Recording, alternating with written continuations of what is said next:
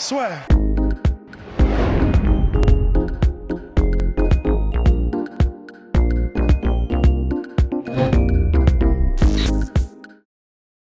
Bonjour à toutes et à tous et bienvenue dans le podcast ce soir. On va parler de Paulo Costa Borrachinha parce que oui, avant de faire la preview, la flash preview d'Israël Adesanya Paulo Costa, ensuite de voir comment Israël Adesanya peut gagner, comment Costa peut gagner puisqu'ils s'affrontent le 26 septembre. Le 26 septembre prochain à l'UFC 253, vraisemblablement sur la Fight Island pour une deuxième défense de ceinture ou pas d'ailleurs d'Israël Adesanya. On va s'intéresser au style Paulo Costa Borrachinha parce que mon cher Rust, et c'est là on reçoit énormément de messages par rapport à ça où justement les gens parlent de la différence de combat entre Costa Romero et Romero Adesanya. Mais c'est simple, c'est parce que Costa, c'est le seul sur la planète à pouvoir combattre Romero de la façon dont il a combattu, à savoir mettre la pression sur Romero et se dire « Ok, je vais accepter de me prendre des coups, mais je vais aussi en donner ». Personne ne peut faire ça contre Yoel Romero parce que si vous prenez des coups contre Romero, si vous êtes normalement constitué, vous terminez sur un brancard et vous ne vous souvenez plus de ce qui s'est passé quelques minutes avant.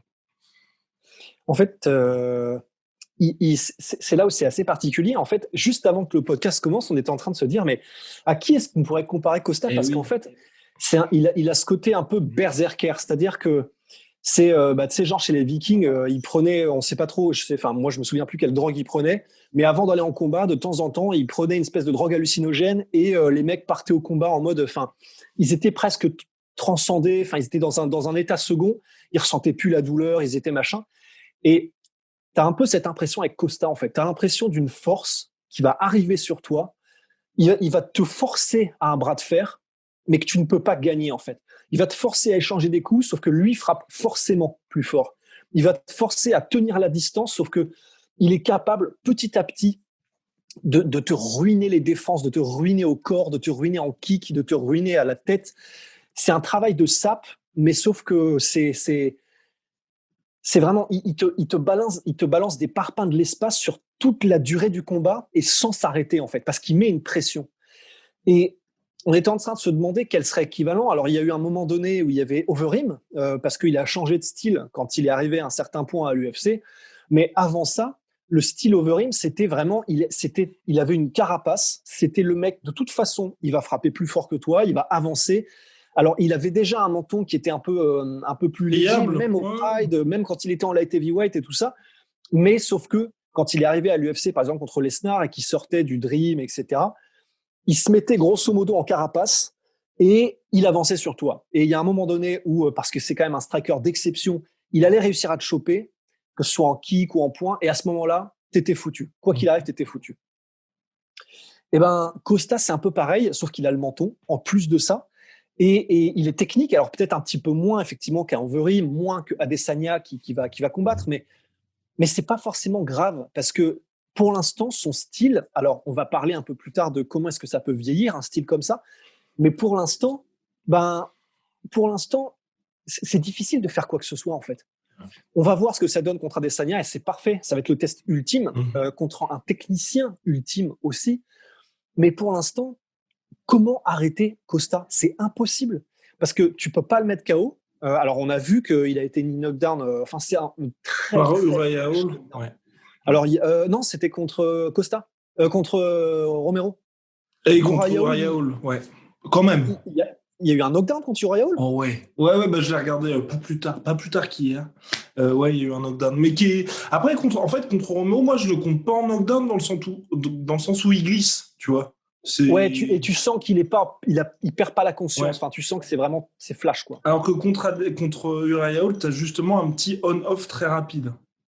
C'était comment il l'a mis déjà ? C'était en fait Costa qui arrive et qui met pression sur son adversaire et Uriah Hall est contre la cage et je crois qu'il place un 1-2 et le crochet passe, je crois que c'est le crochet qui le met knockdown et il se reprend vraiment là direct et ça fait off pouf et direct il se repose, il met juste genou à terre et ensuite très rapidement tu vois il recule et c'est bon quoi. Mais c'est le seul Ouais. moment du combat où il recule. Et c'était vraiment la première fois qu'il se faisait très, très salement toucher, on va dire. Et justement, en plus, c'est là qu'on voit la grosse capacité de récupération de Costa. C'est que je crois que 20 secondes plus tard, c'est là qu'il met KO Uriah Hall. Donc, Ouais, et quelques secondes plus tard, du coup, il a dû remettre en marche la marche avant. Et c'est vrai que ouais. c'est là où c'est extraordinaire, c'est que ben, il y a des gens qui frappent comme ça à pleine balle pendant tout le combat. Bah, je pense, alors je sais que c'est peut-être un nom qui va pas dire grand-chose, mais Rick Story, c'est un gars qui m'a marqué parce que il était technique aussi. Et honnêtement, si je devais établir à une échelle de niveau, je dirais qu'il est peut-être aussi technique que Costa. Et il frappait pareil, en fait. C'est-à-dire que sur tout le combat, tu le vois, il frappe à fond tout le temps. Mhm. C'est juste qu'il n'avait pas ce pouvoir, il n'avait pas ses mains aussi lourdes que Costa. Il n'avait pas cette mécanique de frappe aussi polie que celle de Ouais. Costa. Franchement, quand il frappe Costa, il a cette manière. Alors, je sais qu'on l'avait déjà dit, mais tu sais, t'engages d'abord comment dire, d'engage d'abord l'épaule et Mhm. après, tu viens en espèce de comme ça, de fouet, mettre le bras. Et c'est un truc qui fait un peu penser à Canelo Alvarez, dans la manière de frapper, dans la chaîne cinétique qui est créée, la manière de le faire. Et il frappe, tu le sens en fait. Et surtout, il adore tout ce qui est frappe au corps. Et ça, franchement, tu le sens tu le sens dans les yeux. En fait, il y en a un, je crois que c'est Bambouz, je crois Oluwale Bambouz. Tu le Ouais. sens. Il y a des échanges au début, quelques frappes au corps, et tu sens que le mec, il est en mode oh merde. Et en gros, voilà, il y a vraiment il peut causer cette impression-là. Et c'est même pas cette impression, il peut causer cette espèce de détresse chez les gens parce que les gens se rendent compte que, ah, donc c'est impossible de le faire reculer. Donc forcément, c'est moi qui vais devoir essayer de fuir l'action ou en tout cas de rester à distance. Quand je le touche, ça n'a pas l'air de faire beaucoup d'effet. Mhm. Ouais. Et quand Parce il me qu'il marque touche, quand même. C'est ça aussi qui est, ouais, moi, pour moi, c'est ça qui est le plus impressionnant avec Costa, c'est que tu vois quand même qu'il se prend du dommage, ouais, mais, mais ça lui fait, enfin, physiquement, ouais, il est atteint, mais sinon, tu le vois toujours, il sourit, il demande au mec de ouais, venir, et ça, c'est ça qui doit être le plus frustrant, parce que on l'a très bien vu sur le combat contre Uriah Hall, où Uriah Hall, on en parlera bien évidemment dans la preview à Adesanya Costa, il faisait un super travail en jab, ouf, physiquement, bah, le mec qui était le plus atteint, c'était Costa parce qu'il avait la bouche hyper gonflée, il saignait, mais pourtant, bah, il continue de mettre la pression, toujours le même smile, et juste après le flash knockdown, bah, il se fait mettre KO parce que bah, au bout d'un moment, tu es brisé mentalement parce que tu te dis qu'est-ce que je peux faire de plus en fait? ouais, Qu'est-ce c'est que je ça. peux faire de plus?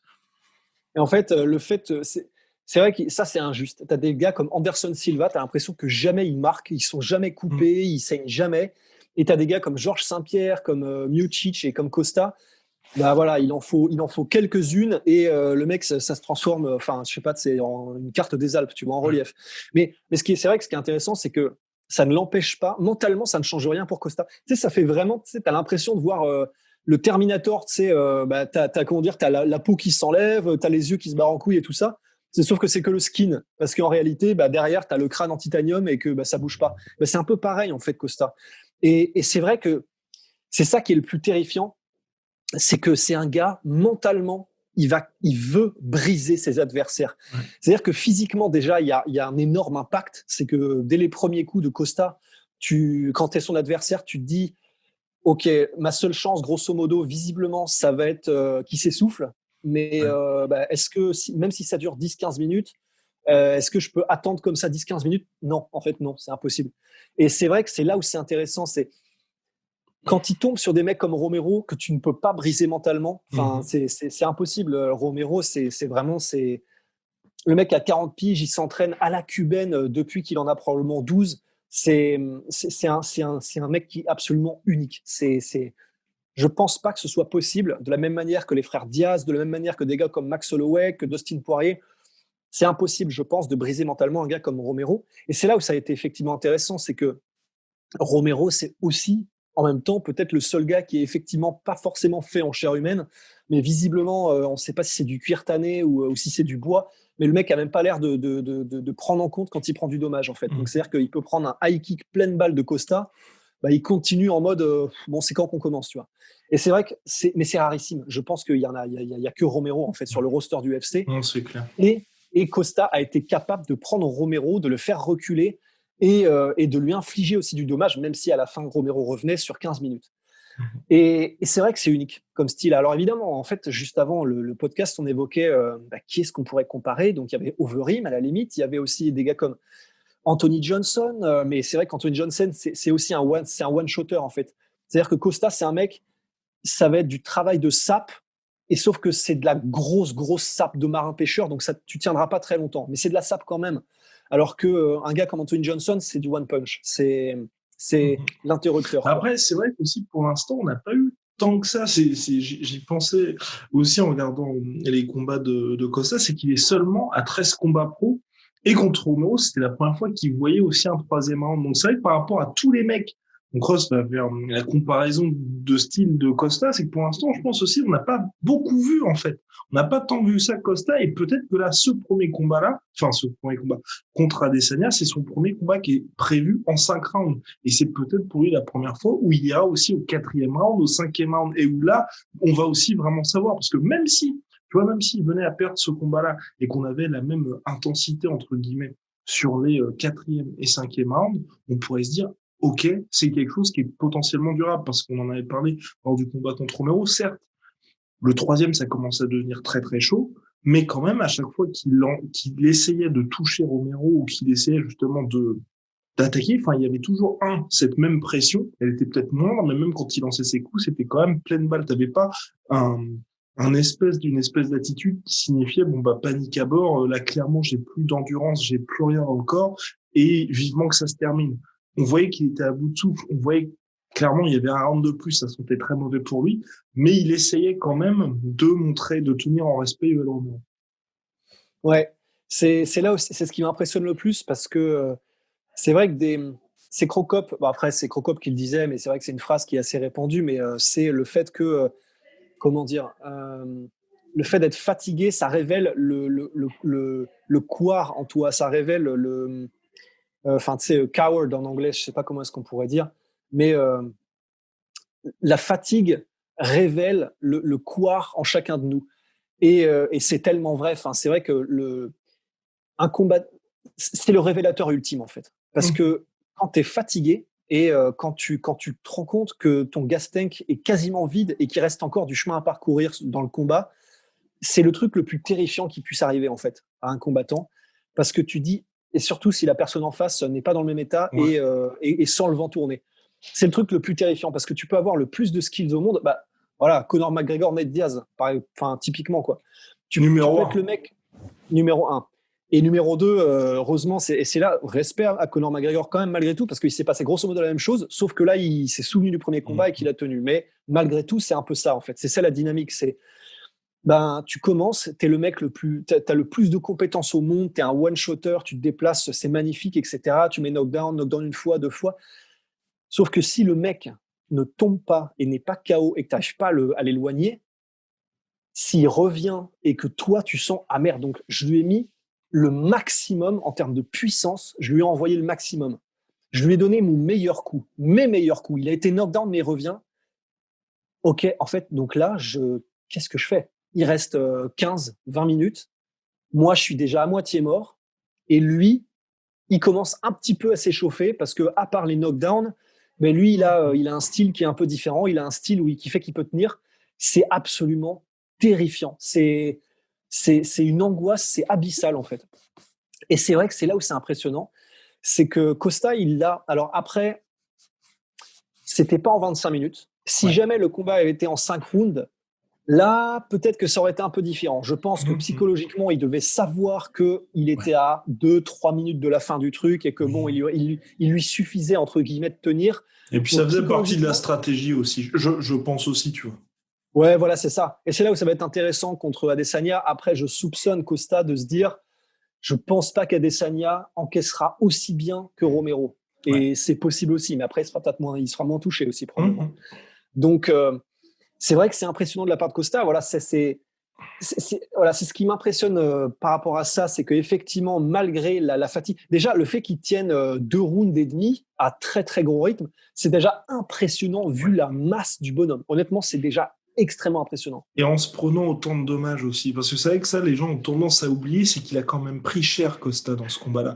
Et c'est tout, c'est une chose de tenir 15 minutes et d'être extrêmement actif comme il l'a fait, mais c'est complètement différent d'être très actif et en même temps de se prendre des parpaings de l'espace par Yoel Romero et d'être toujours là à la fin. Et je pense que là aussi, c'est ce qui va beaucoup changer par rapport à Adesanya. Je pense que même si Adesanya le touche, même si Adesanya venait à remporter le combat, je pense que par rapport au coup, peut-être en fin de combat, mais sinon, ça va être quand même beaucoup moins violent que ce que Romero lui a mis. Parce que Romero, de temps en temps, quand il c'était quoi, deuxième, troisième round, quand il est passé pas très loin de le finir, il y a eu ce genou sauté, il y a eu même un petit moment où il a réussi à le coincer contre la cage, c'était quand même assez chaud. Hein. Donc, et je pense qu'Adesanya le touchera, mais à mon avis, ce sera pas aussi violent que ce que Romero lui a mis. Et le fait qu'il ait toujours été debout et qu'il soit pris juste le tout petit knockdown, qui est quand même bien moins violent que celui qu'il a mis à Romero, ça permet de se dire, flipper. Ouais. Ça fait flipper. Ça fait flipper. Puis surtout, on en avait parlé aussi par rapport à Henri Cerudo. Et c'est là que je tire le chapeau que je n'ai pas au coach Eric Albarracine exactement. C'est cette capacité à transmettre à ses athlètes le fait que, ok, vous avez mal, mais il faut passer par là. Et ça m'a vraiment fait, le combat contre Romero m'a fait énormément penser au combat de Cerudo contre Moraes, où vraiment il y a ce, ok, on a vu que ça marchait pas, tu t'es fait pilonner les jambes, bah maintenant il faut que tu mettes la pression. Ok, tu vas te prendre des coups, mais si tu mets la pression, tu vas aussi en donner. Et au bout d'un moment, l'autre en face va se briser. Et les mecs, ok, ils prennent comme ils ont jamais pris dans leur carrière, mais à la fin ils sont victorieux et réussir de se dire, il faut que je passe par les enfers, mais à la fin je vais réussir à m'en sortir face à Moraes et Romero. Faut quand même le faire et pour moi c'est chapeau parce qu'Albarracine ça fait pas très longtemps qu'il collabore avec Costa et le fait qu'il ait vraiment cru en lui comme ça et que sur un combat il ait pu faire un truc aussi exceptionnel parce que personne s'attendait à ce qu'il batte Romero, bah pour moi ça en dit très très long sur Paulo Costa parce que notre cher Rust l'avait aussi vu lors du TUF où c'était un Costa bien évidemment différent. Ouais, parce que lors du TUF, c'était vraiment, en fait, j'ai hésité à dire un diamant brut, mais en fait même pas parce qu'en réalité, honnêtement, et je crois que c'était le TUF Wanderlei Silva contre Chael Sonnen et Chael Ouais, Sonnen c'est ça. lui-même, Chael Sonnen disait honnêtement à ce moment-là, alors c'était quelqu'un de physiquement, tu sentais qu'il était baraque et tu sentais qu'il en voulait, mais il n'était pas spécialement talentueux et il était encore vraiment très très novice en fait. Enfin, il n'avait pas beaucoup de technique. Il était mort de faim en fait. Mais à l'époque du TUF, et ce qui est il y a quelques années seulement, franchement, c'est vrai que personnellement, j'aurais pas forcément misé sur Costa non plus parce qu'en fait, tu te dis, c'est un gars, il est monstrueux physiquement. Donc, la première réflexion qui vient généralement, c'est donc, ça veut dire qu'il va se crever probablement très facilement. Et c'est vrai que c'est ce qu'on a tendance à dire parce que un gars comme Romero, comme Tyron Woodley, et les gars qui sont tankés de ouf et explosifs, généralement, en fait, parce qu'on ne peut pas tout avoir, c'est un équilibre, c'est des gars qui ne peuvent pas vraiment tenir sur la durée s'ils ont un certain volume. Or, effectivement, Costa aime bien travailler en volume parce qu'il adore mettre la pression de ouf. Et donc, c'est vrai que de prime abord, au TUF, c'est pas évident de se dire ce mec-là, il faut miser dessus, c'est le futur. Parce que tu te dis, bon, il en veut, c'est clair, mais un, il n'a pas beaucoup de technique. Deux, il est énorme, il cut énormément de poids. Et trois, il a un style explosif et en volume. Enfin, ça paraît délirant. Et pourtant, il est là. Quelques années plus tard, effectivement, ce qui est quand même impressionnant, il est techniquement maintenant, je trouve que c'est magnifique. J'adore sa manière de frapper. Évidemment, c'est un striker qui est beaucoup moins subtil que Adesanya, mais j'adore sa manière de frapper, la mécanique de frappe et tout ça. Et en plus de ça, même si effectivement au bout du troisième round contre Romero, ça commence à tirer un peu, malgré tout, il est là sur plus de deux rounds à une intensité que si t'es pas Romero, tu ne peux pas tenir en fait. Donc c'est vrai que c'est Personne n'a impressionnant. jamais fait ça, Romero aussi. Ouais, ouais, c'est ça. Enfin, accepter comme ça le duel, mais le Ouais, duel en oui. mode, enfin, tu sais, Oh, là, tu vois, Justin Gaethje, il parle d'accident de voiture. Bon, là, c'est bon. En plus, c'est des poids lourds, quoi, pour le coup. Et enfin, dans l'idée, évidemment, c'est une idée. Mais voilà. Et c'est vrai que c'est impressionnant. C'est vrai que c'est impressionnant. Après, pour revenir à ce que tu disais par rapport à Adesanya, j'aurais juste comment dire, une toute petite note, si je peux rajouter, enfin, si je peux euh, comment dire, temporisé par rapport, tu disais, il se sera jamais pris des pains comme ça. Donc là, il a pris le pire possible contre Romero. C'est vrai en termes d'impact et de puissance pure, mais d'un autre côté, c'est vrai que heureusement, les frères Diaz nous ont appris, parce que tout le monde les a suivis et que tout le monde les adore et qu'ils sont mainstream, que même si tu ne frappes pas comme un sourd, avec du volume et avec du volume, de la précision et du timing, tu peux rendre les mecs complètement hagards, en fait. Et c'est ce que disait Frank Shamrock, qui a combattu Nick Diaz. Il disait, les combats, les punchs, ils sont pas forcément ultra puissants, mais sauf que, un, tu les vois pas venir, et deux, ils sont quand même suffisamment puissants pour, c'est ce que disait Frank Shamrock, rattle the brain, c'est-à-dire, ben, genre, tu sens que le cerveau, il frappe contre les parois parce qu'il te frappe pile contre le menton, que ça fait vibrer la tête, que ça bouge dans tous les sens. Et ça, c'est ce que peut amener Adesanya. Et certes, c'est pas des impacts entre guillemets aussi francs, dans le sens que tu vois venir, c'est juste que tu peux pas les supporter physiquement que Costa, mais des combinaisons de 1, 2, 3, 4 coups qui viennent de partout, qui se finissent par un crochet pile sur le menton ou des directs que tu vois pas venir, ça peut être tout aussi destructeur pour le cerveau, et ça peut être tout aussi, ça peut c'est pas déstabiliser, ça peut c'est pas désorganiser, mais tu peux être dans le mal tout pareil. Enfin, c'est pas de la même manière, mais tu peux être énormément dans le mal face à un mec qui strike en volume et en précision.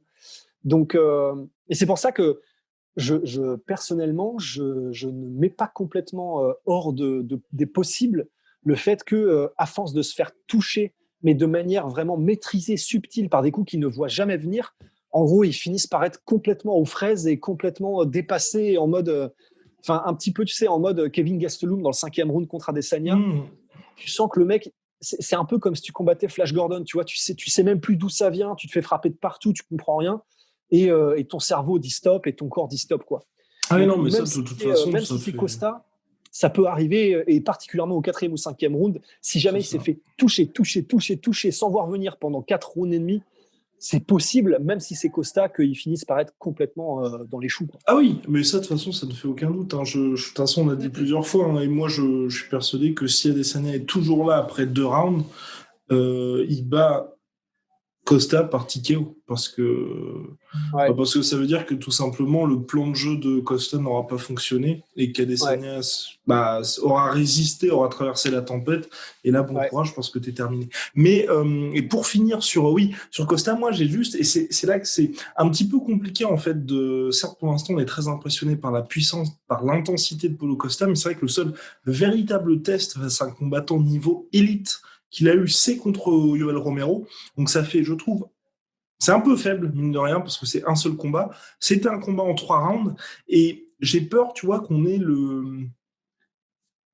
plus ou moins un Shane Carwin bis, tu vois, où tu as ce côté, le mec est une machine, le mec résiste à tout, et là, on va pas dire qu'il est rushé, mais il a le title shot parce qu'il a battu Yoel Romero, et clairement, si vous battez Yoel Romero, vous méritez votre title shot, il n'y a aucun problème. Mais là, ça va être son premier vrai main event combat en 5 rounds face à un mec qui a l'habitude de faire ces combats-là, qui sait aussi gérer, parce que c'est vrai que Costa, pour l'instant, et c'est là, il y a eu le fait il a eu Johnny Hendricks, on lui a jeté quelques mecs en pâture comme ça, mais il a jamais eu à gérer un combat. Adesanya, il sait très bien gérer un combat. Et Yoel Romero, pareil, sur le combat, Yoel Romero, en 5 rounds, il sait gérer. Là, en 3 rounds, c'est complètement différent. Et j'ai un petit peu peur de ça, où ce soit pas trop tôt pour lui, mais tu vois, qu'il découvre un petit peu au fil du combat, qu'il soit, ah d'accord, c'est comme ça que ça se passe un combat en 5 rounds. Et que quand il va avoir, si ça se passe comme ça doit se passer, à savoir, tu vois, 4e round, Adesanya est toujours là, et que lui, il a une grosse baisse physique, il fait, ah merde, qu'est-ce que je fais dans ces cas-là, tu vois.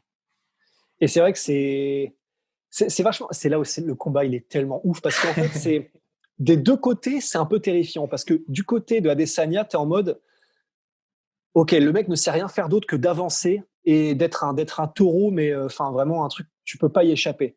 Donc c'est absolument terrifiant. Enfin, quand tu sais la puissance, le joule à laquelle frappe le mec, c'est absolument terrifiant comme idée de se dire, ça va être une petite cage et je vais pas pouvoir lui échapper, et il va falloir survivre pendant 10 minutes contre un mec qui frappe comme une fusée. Mais pour Costa, c'est terrifiant aussi, parce que tu te dis, si jamais le mec me fait une Mohamed Ali George Foreman et qu'après 2 rounds, il a pris mes pires bombes au corps et qu'il est toujours là. Non, il sera pas là. Non, par contre. Non. Là, moi, j'en sais rien. Ah ben moi je vous le dis, monsieur. Moi je vous le dis. Je pense que clairement, par contre, c'est impossible. je pense qu'Adesanya ne peut pas avoir une stratégie dans le sens, à la Ali où il se prend les coups, tu vois. S'il se prend les coups, clairement, je pense qu'il y a plus d'Adesanya. Non, je dis pas que dans le sens, il va esquiver tout. Non, c'est pas ça. En fait, je dis pas qu'il faut qu'il fasse une Mohamed Ali dans le sens rope-a-dope contre une cage, en plus, génial. Mais dans le sens encaisser et faire se crever Costa, parce que je pense que ce serait le pire contre une cage. Mais je dis juste, admettons qu'il fasse une Mohamed Ali dans le sens, il encaisse, c'est-à-dire qu'il essaie sa stratégie. Évidemment, il prend des coups, mais il arrive à les encaisser. Et là où c'est terrifiant pour Costa, c'est si jamais Costa, sur les 5 premières minutes, il a pris les pires bombes de Costa et il commence le deuxième en mode ça va, toujours t'es frais là, en mode tu sais, en le moquant un peu à l'autre bout de la cage, etc. Ça peut être pour Costa le truc le plus terrifiant du monde, parce que tu te dis, donc là, le rythme que je viens d'imposer pendant 5 minutes, je peux pas l'imposer pendant 20 minutes encore, c'est impossible. Je lui ai mis les pires, je lui ai mis l'intensité la plus élevée que je pouvais lui imposer. Il est là, il est frais. Ok, il y a de la chance que ce soit il y a peut-être une chance qu'il soit en mode bluff, mais il y a quand même une chance que non. Et psychologiquement, si c'est ça, ça va être absolument terrifiant. Parce qu'en plus de ça, je pense pas. Je pense tellement pas. Non, parce qu'en minera, Adesanya, il est trop intelligent. Parce que, là, on est en train de faire déjà le podcast preview, mais tu vois, contre Anderson Silva et contre Romero, tu vois, c'est des combats qui étaient. On les attendait, mais c'est des combats qui ont déçu beaucoup de fans, mais d'un côté qui, moi, m'ont montré qu'Adesanya était vraiment extrêmement intelligent, dans le sens où c'est le gars, il a beau être dans un combat où tout le monde lui parle de ce combat-là, lui dit ça va être un feu d'artifice, ça va être machin, non, il vient à la base quand même pour la victoire. Et donc, quitte à décevoir les mecs, non, il va appliquer un game plan et il va zéro prise de risque. Et je pense que contre Costa, voilà, zéro prise de risque parce qu'il a le titre, il sait ce que ça apporte ce titre, il sait qu'il peut avoir les combats, il sait qu'il y a le combat potentiel contre Joe Jones qui peut arriver en 2021, il sait qu'il y a tout ça, donc je pense qu'il va pas du tout jouer sur tous les 2 premières rounds. Éventuellement, tu vois, en fin de combat, il peut tenter 2-3 trucs, mais au début, mais je suis d'accord avec toi, par contre, s'il fait ça, alors là, pour le coup, s'il fait ça, c'est un cauchemar. C'est un cauchemar parce que clairement, tu te dis qui va pouvoir aller le chercher. Personne. Bah oui, parce que là, il aura vraiment vu de tous les styles, quoi. Et c'est vrai qu'à part un style et un physique comme John Jones, et donc ce sera intéressant s'il va en light heavyweight, mais là on commencera à dire qui en fait, qui pourra prendre Adesanya, parce que, alors évidemment, on pourra toujours dire ouais, mais contre Romero, c'était pas un lutteur du calibre Romero, disons c'était Romero mais qui n'a pas lutté, il a même pas vraiment combattu, donc on sait pas ce qui se serait passé, etc. Bon, c'est peut-être vrai, mais en tout cas, c'est vrai que s'il passe Costa, là, va falloir se lever de bonheur pour réussir à trouver le style qui va mettre en danger Adesanya, quoi. Mais c'est vrai que pour Costa, et tu penses que Costa, il va arriver du coup en mode comme d'habitude? Ah oui, moi je pense que Costa il va arriver comme d'habitude. Il sait, de toute façon, il n'y a pas de. C'est soit il perd par décision en ne mettant pas la pression, en ne mettant pas une pression constante. Et s'il ne met pas une pression constante, pour moi, il perd par décision. Il perd sans se prendre trop de dommages, mais il perd par décision, chacun rentre chez soi. Mais c'est oublié, il perd forcément. Soit il met la pression comme. Mais s'il perd par décision, il se sera pris des dommages, hein. C'est obligé. Non, il sera pris des dommages. Non, dans le sens, il met pas la pression, tu vois, un combat façon Romero, façon Anderson Silva, tu vois, où en gros, Adesanya fait le travail. Il saurait pas faire, je pense ça. Peut-être. Dans le sens où, en gros, on le voit pour la première fois faire, parce que c'est son premier main event aussi en 5 rounds, où tu vois, il peut aussi se dire, je peux peut-être pas tenir. Ou alors, il y va comme d'habitude en mode je mets la pression. Et là, du coup, c'est soit je termine Adesanya, soit je me fais terminer. Bien évidemment, son état d'esprit, c'est je termine Adesanya. Et où là, je pense qu'il a une chance. Mais s'il a avec vraiment l'état d'esprit, tu vois, j'essaye de gérer pour justement ne pas me retrouver en 4e, 5e, où c'est grosse sonnette d'alarme, je pense que dès le début, c'est plus ou moins mort pour lui. Alors que s'il met la pression, là, il s'offre une véritable chance. Et puis surtout, personne n'a jamais fait ça, tu vois. Personne n'a jamais fait ça, et t'as juste eu, mine de rien, Kelvin Gastelum, jusqu'à ce qu'Adesanya fasse les ajustements. Et en début de combat, Kelvin Gastelum, ça marchait. Dans un style différent, mais ça fonctionnait. Donc, tu sais, les quelques petits échantillons vont dans ce sens-là, même si... compliqué, parce que là, tu fais quand même un sacré pari. Mais après, c'est vrai que tu vois, franchement, tous les combats qu'il a fait, Paulo Costa, c'était des sacrés paris. On parlait de sa puissance, honnêtement. Le combat contre Yoel Romero, moi, je voyais Paulo Costa perdre. Je ne le voyais surtout pas faire un combat comme ça. Et vraiment, pardonne l'expression, hein, mais il est allé au charbon. Il est allé au Ouais. charbon ce soir-là. Et non, mais tu vois, et ça a payé. Ouais. Et si on nous avait dit, bah, t'as un mec qui va mettre la pression sur Romero, qui va accepter de se prendre des coups et qui va se dire, bah ouais, pot de fer contre pot de fer, littéralement, on y va. Ouais. On aurait dit, c'est complètement fou, Ouais. quoi, Ouais. qui Contre fait Yoel ça. Romero, c'est complètement dingue. Ouais. Et bah, il l'a fait. Je pense que ça restera le seul dans l'histoire à l'avoir fait. Parce que même Ouais. maintenant, personne n'osera faire ça contre Romero. C'est Mais non. impossible. Et personne n'a la puissance pour, de toute façon. Mais c'est ça, c'est ça. Et puis c'est le genre de truc, je pense que si, ne serait-ce que, c'est exactement ce que tu as dit, ne serait-ce que tu vois, de balancer les plus grosses bombes à Yoel, de le mettre knockdown, et tu vois qu'il est toujours là, au deuxième round, tu te dis, oh non, non, non, non, non, non, j'ai pas envie de Ouais. m'infliger ça, parce qu'en plus, le mec, il peut potentiellement me mettre au sol. Et là aussi, Paulo Costa, il a placé un takedown à Yoel Romero. Enfin, Ouais.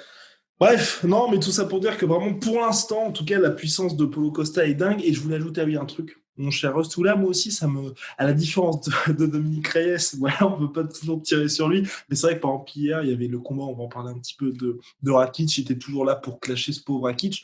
Paulo Costa, moi, j'aime bien son attitude dans le sens où, ok, c'est pas le meilleur en anglais, mais il a réussi à se développer un personnage sur les réseaux sociaux qui est aussi hyper cohérent.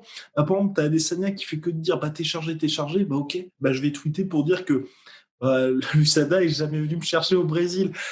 En Ouais. fait, je trouve que c'est génial parce qu'il adopte vraiment à fond, quitte à avoir le fameux KOB dont Ross vous parlera, mais pour le reste, tu vois, je trouve que c'est vraiment, il est très cohérent dans son personnage qui clairement ne peut pas plaire à tout le monde, hein, mais au moins tu sais ce que tu as avec Paulo Costa. Ouais. Honnêtement, moi, je dois avouer que je l'adore, Costa. En fait, même au niveau personnalité, alors en fait, là, il est effectivement dans un délire all-in, en fait. Là, il a mis tapis sur. Il est vraiment, j'ai l'impression qu'il est lui-même. C'est-à-dire, bah, c'est clairement, par exemple, avec Adesanya, il est en mode. Ouais, quand on lui parle de l'USADA, il a été testé, hein, bien évidemment. Il a été testé, je crois que c'est même plus de 15 fois par l'USADA, mais c'est qu'elle n'a pas dû venir au Brésil depuis Non, quelques. en 2019, mais ils sont pas venus en 2020. En 2020. En D'accord. 2020, c'est assez chaud, hein, parce que même Adesanya, jusqu'à il y a pas longtemps, il n'avait pas été testé. Non, en 2020, avec le Covid, Bah ouais, bon, normal, hein. ouais. Ouais. Mais donc, ouais, le fait qu'il en joue, et parce que évidemment, c'est du second degré, c'est quand même très marrant. Et il y avait aussi, dans ses interviews, tu vois, il parle pas très bien anglais, mais pourtant, il te lâche des punchlines. Il y en a une que j'ai tellement kiffé. Avec Il y en les a, il y en a- cheveux, il y en a là. deux. Il y en a deux que j'ai kiffé. La première, c'est à un moment donné, tu vois, il parle du fait que bah, lui, il a été au charbon contre Romero, et puis alors qu'Adesanya l'a regardé dans le blanc des yeux pendant 25 minutes. Et il ajoute, parce que du coup, Adesanya avait les cheveux roses dans cette interview. La seule chose la plus stupide que les cheveux roses d'Adesanya, c'est son combat contre Romero. Donc ça, c'est la première punchline. Et il le dit en anglais, ce qui est quand même extraordinaire. Et la deuxième que j'ai kiffé, et c'est vraiment, ça court-circuite le trash talk de façon parfaite, en fait. Parce que Adesanya, c'est quelqu'un tu sens qu'il a beaucoup d'esprit, dans le sens, ça va très, très vite. Ça pulse au niveau de la répartie, etc. Mais il y a des moments où tu as un petit peu l'impression que c'est un peu un enfant dans sa manière de réfléchir, Adesanya, malgré cette répartie. Et j'ai l'impression qu'il l'a très bien compris et il se place un petit peu en mec qui prend ça de haut et qui se permet, tu sais, d'envoyer des pics comme si de rien n'était.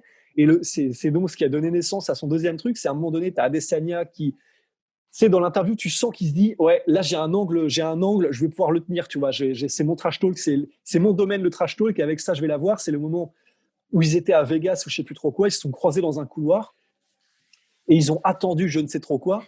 Et en fait, Paulo Costa ne regardait pas Adesanya, ne le regardait pas en fait. Il ne regardait pas dans les yeux, il ne le regardait pas. Et Adesanya dit mais à ce moment-là, du coup, tu m'as même pas regardé, etc. Et Costa, et tu sens dans sa manière de répondre qu'il s'en branle vraiment. Il répond oui, je m'en souviens de ce moment-là, mais en fait, moi, ce que je pensais, c'est que j'ai vu un mec super maigre là-bas, je pensais qu'il était du Cirque du Soleil, donc bah, je pensais à autre chose. Et il le dit en anglais, tu vois, I thought he was from Cirque du Soleil. Et il le dit d'une manière tellement détachée, honnêtement, c'est gold, c'est certifié gold. Voilà, il a toute une personnalité qui va avec, et c'est assez frais parce que c'est marrant. tu vois, des personnalités de destructeurs, généralement, c'est un peu des gars comme Robbie Lawler, tu vois, ou alors des Anthony Johnson, des mecs qui parlent pas beaucoup parce que, entre guillemets, ils parlent dans la cage. C'est d'ailleurs ce qu'ils répondent quasiment à chaque fois. Moi, je parle dans la cage. Mais lui, il a ce côté, non seulement il parle dans la cage, mais en plus, il parle en dehors et il aime bien le trash talk. C'est un espèce de mix, entre guillemets, parfait pour le 21e siècle et le MMA enfin, disons, dans les années 2020, plutôt. Exactement, et c'est pour ça que ce combat est extrêmement important pour lui, parce que c'est vrai que je pense en cas de victoire, ça ajoutera au côté terrifiant, mais par contre, ouais, si en cas de défaite, ça risque un peu de s'effondrer comme un château de cartes, parce que entre ça, les weight cutting qui sont complètement dingues avec lui, avec le fait que il récupère 12 kilos en 24 heures, entre la pesée et le jour du combat, tous les espèces de trucs, justement, avec l'USADA, cette blessure au biceps, enfin, il y a énormément de mystères aussi autour de Paulo Costa, et comme on l'a dit, lui aussi en joue. Enfin, il a vraiment réussi à se créer un personnage complètement terrifiant. Et là, avec ce combat-là contre Adesanya, c'est vraiment soit la confirmation, et je pense, peut-être pas superstar, parce que bon, tu vois, il reste brésilien, tout ça, mais on pourrait avoir vraiment quelque chose d'intéressant, ou alors, je pense qu'il sera condamné, entre guillemets, à être l'un des animateurs de cette catégorie middleweight, mais façon Anthony Johnson, où tu sais que le gars sera pas champion, mais par contre, tu le regardes avec plaisir parce que tu sais que tu as une exécution, ou sinon quelque chose de très très violent. Ouais, parce que c'est vrai que, en revanche, comment est-ce que vieillit un style comme ça? Parce que tu l'as dit, en fait, il y a déjà le côté dans la cage, c'est-à-dire, il accepte de prendre des coups, c'est-à-dire, j'accepte d'en prendre 2 pour t'en donner un. C'est juste que le coup que je vais te donner, il va t'envoyer sur Jupiter. Mais c'est ça l'idée. Et en plus de ça, un style, ça me fait beaucoup penser à Cain Velasquez, en fait. Tu sais, tu as l'impression qu'il est toujours à 100%. Tu as l'impression qu'à l'entraînement, il est toujours à 100%. En combat, il est toujours à 100%. Et forcément, ça doit avoir un impact sur Et le c'est long ce que terme. Costa a dit d'ailleurs. Bon, voilà. Si Je on suis pousse le mec au le moins. plus dur je crois que je suis le mec le plus dur de la planète. Je suis à 100% en entraînement et en dehors, et c'est ce qui m'a permis de me préparer à Yoel Romero. Donc voilà, en fait, c'est pour ça qu'il faut vraiment qu'on profite là de Costa maintenant, Ouais. parce que je vois mal comment est-ce que, à un moment donné, dans les années qui viennent, et plutôt plus proche que lointain, il n'y aura pas un espèce de démantèlement total. Tu sais, une espèce de tout s'écroule. C'est-à-dire que ce soit au niveau du cerveau, soit c'est son menton qui lâche, soit c'est son corps qui lâchera avec. Là, il est encore relativement jeune, c'est pour ça peut-être que ça le sauve aussi. Mais si les blessures s'accumulent et s'accumulent et s'accumulent, son corps va à un moment donné tomber en ruine.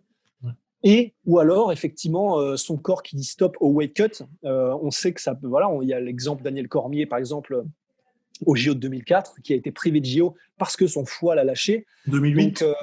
Donc 2008, voilà, c'est ça.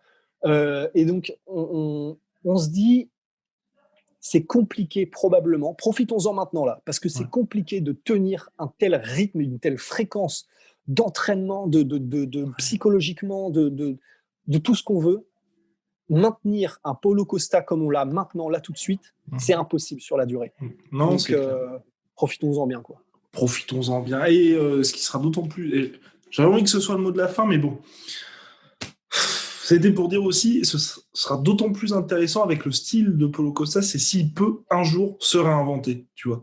Si par exemple il arrive à faire un superbe run chez les middleweight, lui-même le sait, il l'a dit, il me reste pas beaucoup de temps parce que c'est vrai que les weight cutting, vous le voyez, c'est extrêmement dur, on dirait, c'est un cadavre ambulant clairement quand il arrive sur la balance.